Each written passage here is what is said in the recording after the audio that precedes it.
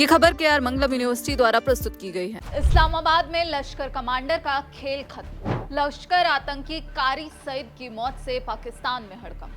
बड़ी खबर पाकिस्तान से, जहां अननोन मैन का खौफ बढ़ता जा रहा है। पाकिस्तान में आज एक ऐसा डर फैला हुआ है जिसने वहां की खुफिया एजेंसियों, हुक्मरानों और आतंकी आकाओं की नींद उड़ा दी है।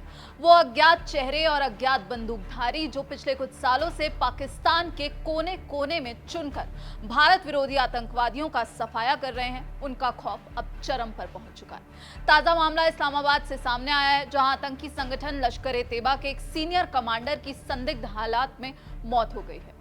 लश्कर का एक कमांडर खाना खाने के महज कुछ ही घंटों बाद मस्जिद के दरवाजे पर तड़प तड़प कर ढेर हो गया। इससे जुड़ा एक सीसीटीवी वीडियो सोशल मीडिया पर तेजी से वायरल हो रहा है। कारी सईद की मौत ने अब कई सवाल खड़े कर दिए हैं।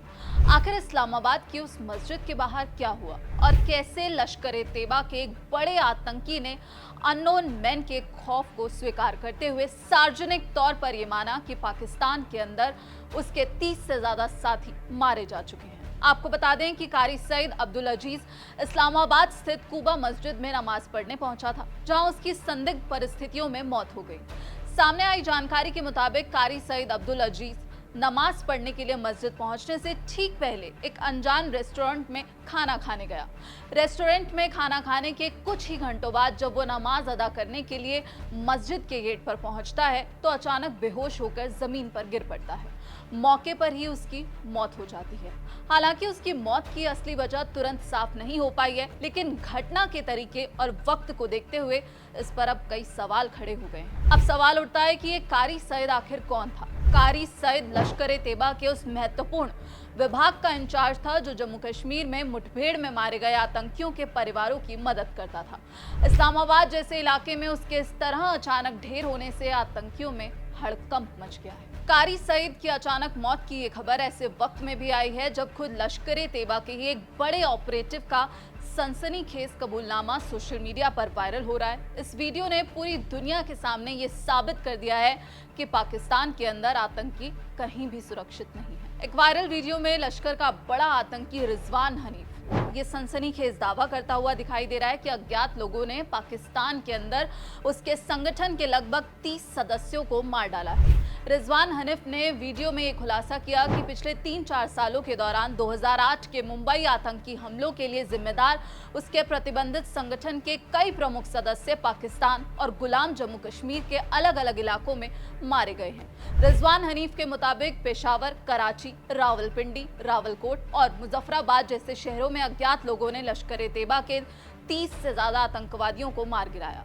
ये पहली बार है जब लश्कर-ए-तैयबा से जुड़े किसी सक्रिय आतंकी ने सार्वजनिक रूप से इतने बड़े पैमाने पर अपने साथियों की हत्याओं के बारे में बात स्वीकार की है।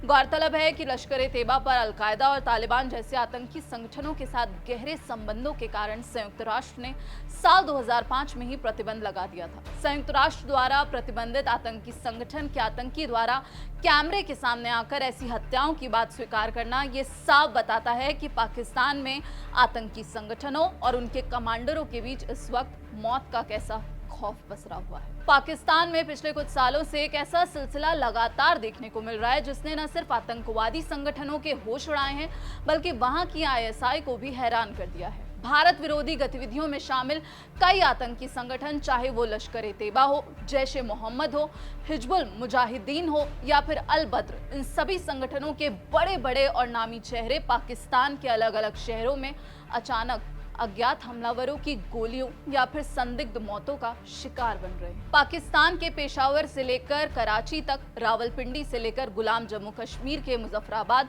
और रावलकोट तक हर जगह अज्ञात बंदूकधारियों का खौफ है। इन हत्याओं का पैटर्न बेहद सटीक होता है। निशाना बनाए गए आतंकी अक्सर दिन दहाड़े या रात के अंधेरों में गोलियों से भून दिए जाते हैं या फिर रहस्यमयी परिस्थितियों में मृत पाए जाते हैं। अधिकांश मामलों में हमलावर वारदात को अंजाम देने के बाद बिना कोई सुराग छोड़े मौके से बड़ी आसानी से फरार हो जाते हैं। पाकिस्तान की पुलिस और सुरक्षा एजेंसियां इन मामलों की जांच का दावा तो करती हैं, लेकिन आज तक इनमें से ज्यादातर हत्याओं की जांच अधूरी ही पड़ी हुई है। पुलिस के पास ना तो कोई ठोस आरोपी होता है और ना ही हमलावरों की कोई पहचान। कारी सईद का खाना खाने के बाद मस्जिद के गेट पर गिरकर मर जाना और रिजवान हनीफ का 30 से ज्यादा आतंकियों के मारे जाने का सार्वजनिक कबूलनामा, ये दोनों घटनाएं इस बात की तस्दीक करती हैं कि पाकिस्तान में अब आतंकियों के लिए कोई भी जगह सुरक्षित नहीं बची।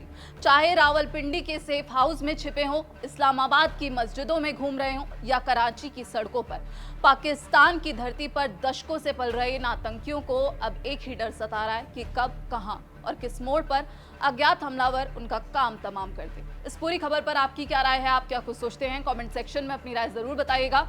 बाकी देश और दुनिया की तमाम खबरों के लिए आप देखते रहिए दैनिक जागरण। नमस्कार।